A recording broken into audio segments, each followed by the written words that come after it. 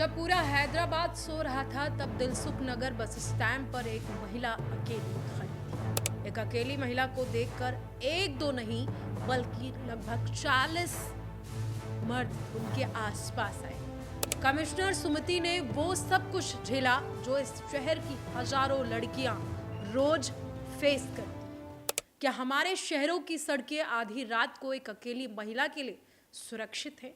ये सवाल हम अक्सर डिबेट्स में सुनते हैं, लेकिन आज इसका जवाब किसी नेता या एक्टिविस्ट से नहीं बल्कि खुद एक आईपीएस ऑफिसर ने ऑन ग्राउंड जाकर तलाशने की कोशिश की है। लेकिन जो रिजल्ट मिले वो बेहद खौफनाक हैं, चौंकाने वाले। भैया, इसको देख के इस देश की एक आम महिला की रूह कांप जाए।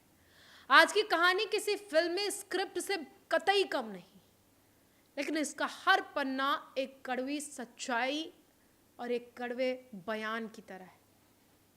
हम बात कर रहे हैं मालजागिरी की नई पुलिस कमिश्नर बी सुमति की, जिन्होंने महिला सुरक्षा का सच जानने के लिए अपनी वर्दी उतारी और आधी रात वो सड़क पर जा पहुंची अंडर कवर बन के। दर्शकों, एक अंडर कवर मिशन था जो 7 मई 2026 की आधी रात को किया गया। जब पूरा हैदराबाद सो रहा था तब दिलसुख नगर बस स्टैंड पर एक महिला अकेली खड़ी थी। साधारण कपड़े पहने थे, कोई सिक्योरिटी फोर्स नहीं और कोई एस्कॉर्ट भी नहीं था।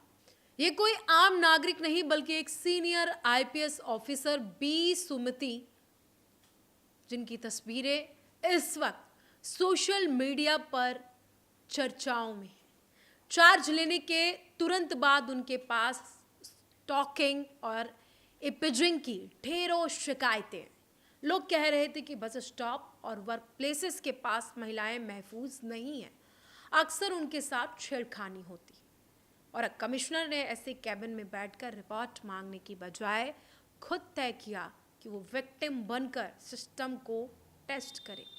लेकिन दर्शकों, जो सच था, जो रियलिटी थी, वो इतनी खौफनाक थी, इतनी डरावनी थी कि हम सबको सोचने पर मजबूर कर देती। रात के तकरीबन 12:30 हो रहे थे और तब से लेकर सुबह 3:30 तक उन घंटों के बीच जो हुआ उसने पूरे सिस्टम को, पूरे पुलिस डिपार्टमेंट को हिलाकर रख दिया। एक अकेली महिला को देखकर दो नहीं तकरीबन 40 से ज्यादा मर्द उनके पास आए। कई लोग नशे में धुत थे तो कई ने उन पर गंदे कमेंट्स किए। कुछ ने तो पीछा करने की भी कोशिश की। कमिश्नर सुमति ने वो सब कुछ झेला जो इस शहर की हजारों लड़कियां रोज झेलती हैं, रोज उनको सहन करना पड़ता है। सोचिए, एक सीनियर आईपीएस ऑफिसर के साथ अगर 3 घंटों के अंदर 40 बार बदतमीजी होती है, बदसलूकी की जाती है, तो एक आम कॉलेज स्टूडेंट या वर्किंग वुमेन का क्या हाल होता होगा। 3 घंटे के अंदर ही 40 मर्द आके छेड़खानी करके जाते हैं।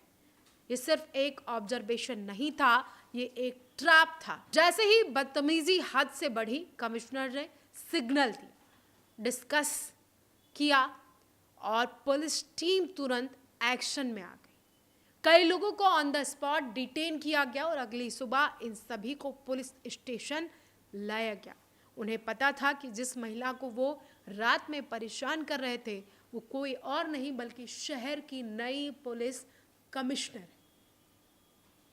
पुलिस ने सभी की काउंसलिंग की और लीगल वार्निंग्स दी ताकि उन्हें समझ में आए कि हर अकेली महिला शिकार नहीं होती और कानून की नजर हर जगह।